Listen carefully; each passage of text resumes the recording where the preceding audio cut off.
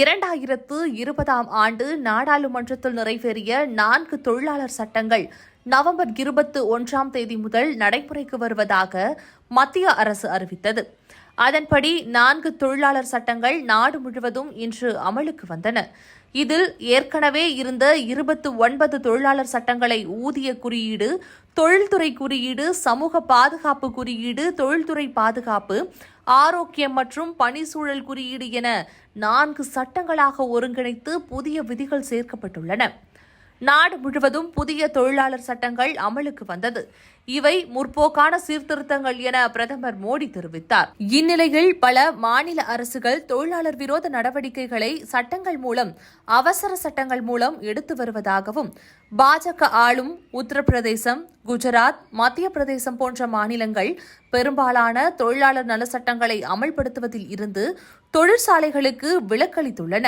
உத்தரப்பிரதேசம் மற்றும் குஜராத் அவசர சட்டம் மூலம் ஒரு நாளில் 12 மணி நேர வேலையை திணித்துள்ளது.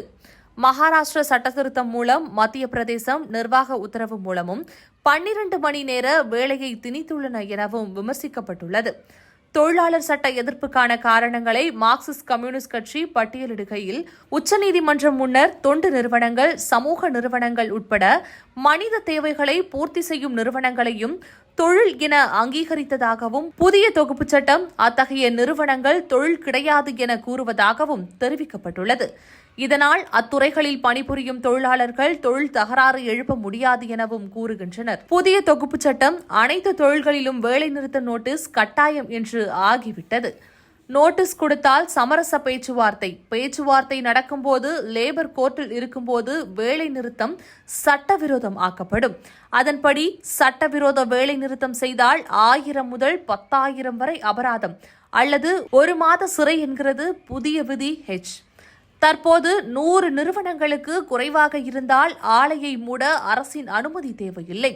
H தொகுப்பு சட்டம் இந்த வரம்பை 300 தொழிலாளர்கள் என்று உயர்த்துகிறது. இதனால் 90% தொழிற்சாலைகள் இந்த சட்டத்தில் இருந்து விலக்கு பெறுவதாகவும் கூறப்பட்டுள்ளது. சட்டங்களை எளிமைப்படுத்துவதற்கு பதிலாக புதிய சட்ட தொகுப்புகள் முதலாளிக்கு சாதகமான முறையில் தொழிலாளர்கள் இதுநாள் வரை அனுபவித்து வந்த பல உரிமைகளை நீர்த்து போக செய்யும்.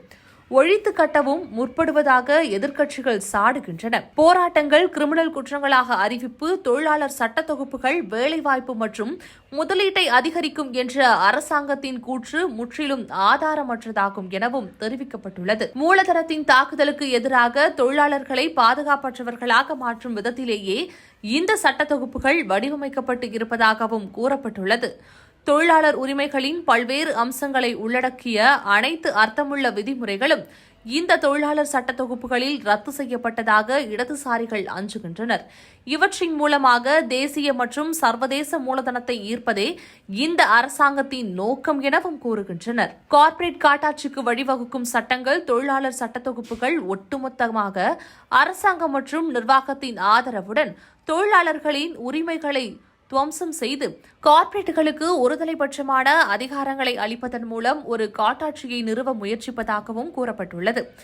இந்த சட்ட தொகுப்புகள் அனைத்தையும் சம்பந்தப்பட்டவர்களுடன், குறிப்பாக தொழிலாளர்களுடன் உண்மையான முத்தரப்பு ஆலோசனை இல்லாமல் ஜனநாயக மற்றும் கூட்டாட்சி விதிமுறைகளை மிக மோசமாக மீறி அமல்படுத்த முன்வைத்திருப்பதை கண்டிக்கத்தக்கது என எதிர்க்கட்சிகள் தெரிவித்துள்ளன.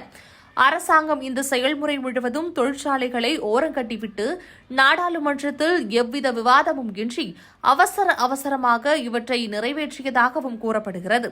இவை தொழிலாளர் நலன்களுக்கு எதிரானவை என்று உறுதியான ஆவண ஆதாரங்களுடன் அளிக்கப்பட்ட ஆட்சேபனைகளையும் அது ஆவணத்துடன் நிராகரித்ததாகவும் தெரிவிக்கப்பட்டுள்ளது. இந்த தொழிலாளர் சட்ட தொகுப்புகளை உடனடியாக திரும்பப் பெற வேண்டும் என காங்கிரஸ், CPM, CPI, திமுக உள்ளிட்ட எதிர்க்கட்சிகள் வலியுறுத்தியுள்ளன.